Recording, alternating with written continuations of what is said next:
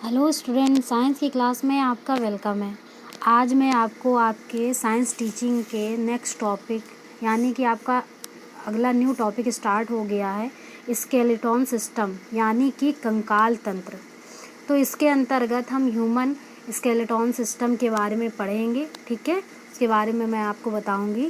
तो देखिए, पहले इसको समझ लेते हैं। ठीक है, कि कंकाल तंत्र क्या है। देखिए, मनुष्य के शरीर की जो विभिन्न मूवमेंट्स होती हैं वो किसके द्वारा होती हैं? आपके स्केलेटन सिस्टम के द्वारा और आपके मसल सिस्टम के द्वारा। ठीक है, मनुष्य तथा सभी कशेर की जो प्राणी होते हैं बेटा, उनमें कंकाल आपका किसका बना होता है? हड्डियों का बना होता है, यानी बोन्स का बना होता है। ठीक है, अब देखिए यहाँ पर एक मोस्ट इम्पॉर्टेंट पॉइंट है कि स्केलेटन सिस्टम के अध्ययन को क्या बोलते हैं बेटा?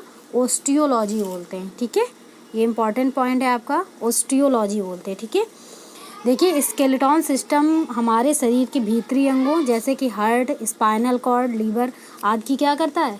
रक्षा करता है, प्रोटेक्ट करता है इनको बेटा। ठीक है, इसके बाद देखिए मानव शरीर का ढांचा जो होता है, यानी स्केलेटन जो ढांचा बना होता है मानव, वो किसका बना होता है? बोन्स का बना होता है। बोन्स के ऊपर क्या होती है? मसल्स होती हैं।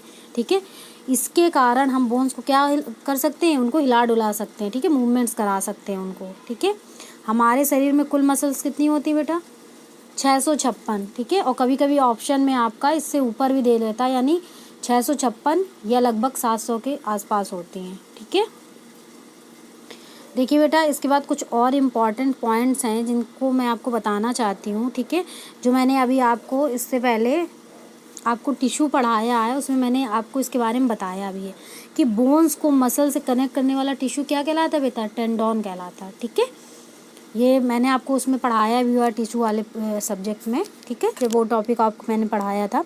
इसके बाद बोन से कनेक्ट करने वाला टिश्यू क्या होता है? लिगामेंट। जब मैंने आपको टेंडन और लिगामेंट्स में अंतर बताए थे, तो मैंने आप लोगों को ये पॉइंट्स बताया भी था, समझाया भी था। ठीक है, इसके बाद देखिए बात करते हैं हम स्केलेटन सिस्टम की। ठीक है, तो देखिए स्केलेटन सिस्टम 2 टाइप्स का होता है। पहला आपका होता है एक्सो स्केलेटन सिस्टम और दूसरा होता है इंडो स्केलेटन सिस्टम।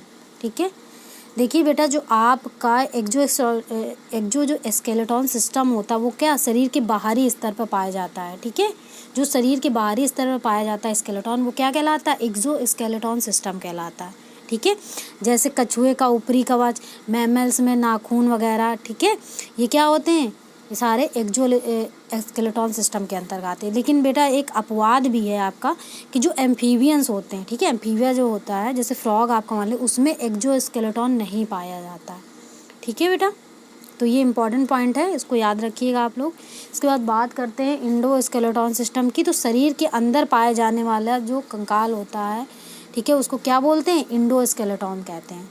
ठीक है, ये किस में पाया जाता है? जैसे आपका रेप्टाइल्स हो गया, शार्क है, मैमल्स है। ठीक है, इसके बाद देखिए आपका एक और पॉइंट भी है कि Indo skeleton system bones and cartilage से मिलकर के बना होता है। ठीक है, जो आपका ये इंडो स्केलेटन सिस्टम होता है, दो चीज़ों से मिलकर बना होता है, बोन्स एंड किससे? कार्टिलेज से मिलकर के बना होता है। ठीक है बेटा, इसके बाद देखिए समझ लेते हैं बोन्स के बारे में थोड़ा सा।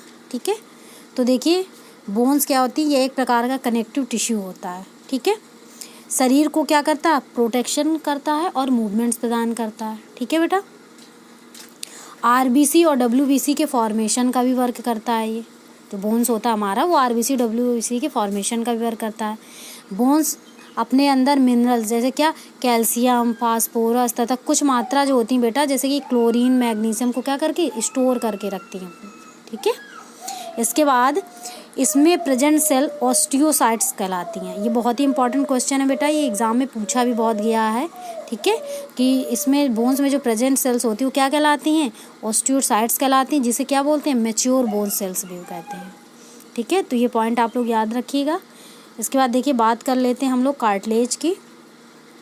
ठीक है, देखिए यह एक प्रकार का क्या होता है? कनेक्टिव मतलब टिश्यू होता है। ठीक है, ये क्या होता है? बोन्स की तरह कठोर नहीं होता, ये क्या होता है? सॉफ्ट होता है। ठीक है, इसे क्या करते हैं? इसे आसानी से क्या तोड़ा भी जा सकता है।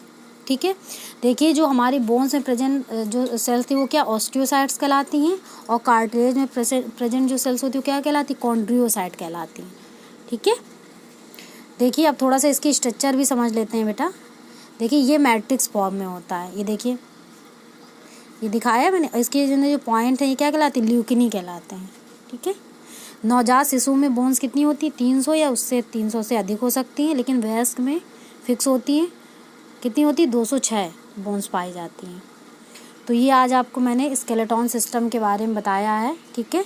तो इसमें कुछ इंपॉर्टेंस आपके पॉइंट्स हैं, जैसे कि आपका ये कॉन्ड्रोसाइट्स बहुत पूछा जाता है, आपका बोन्स की संख्या पूछ ली जाती है। ठीक है। स्केलेटन के टाइप पूछ लिए जा सकते हैं। ठीक है। बोन्स में जैसे आपको बोन्स में सेल्स पाई जाती हैं, उन्हें क्या बोलते हैं, तो ये सब चीज़ें हैं। जैसे कि बोन्स को बोन से कनेक्ट करने वाला टिश्यू क्या होता है। तो ये सारे इंपॉर्टेंट पॉइंट्स थे जो मैंने आप लोगों को आज समझाया है। ठीक है।